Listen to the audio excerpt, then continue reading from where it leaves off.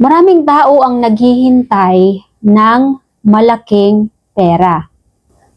Bonus, promotion, big breaks para masabing makakaipon o makakapagsimula na sa pagbuo ng yaman. Pero sa totoo lang, hindi malaking kita ang unang sekreto para makapagsimula.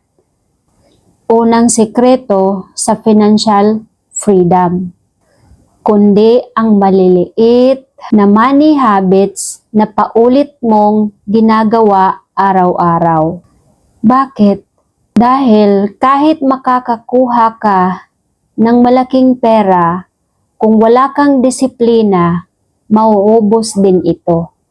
Pero kung matatag ang small habits mo, kahit maliit ang pumapasok, lalaki rin ang bunga sa tamang panahon.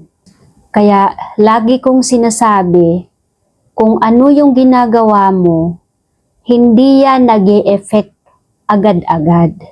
Minsan, nag-e-effect yan ilang buwan, ilang taon, o ilang taon pa.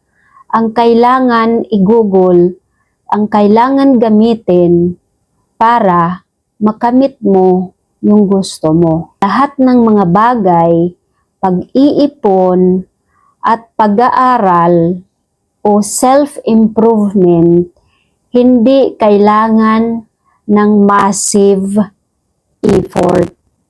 Dati, sabi ko massive effort, pero ngayon, hindi pala.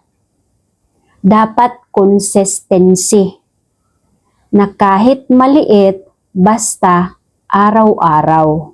Kasi kung hintayin mo na magsimula ka kapag ready ka na, may malaking income ka na, hindi yon, malabo yon na pwedeng mangyari. Dahil ako'y naniniwala na kahit kaunti lang, maliit lang, basta araw-araw mong ginagawa, hindi mo mapipigilan yan. Lalaki at lalaki yan pagdating ng araw.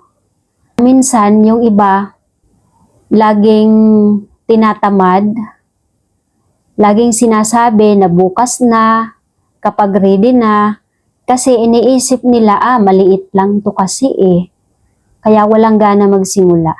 Marami ang tumitigil.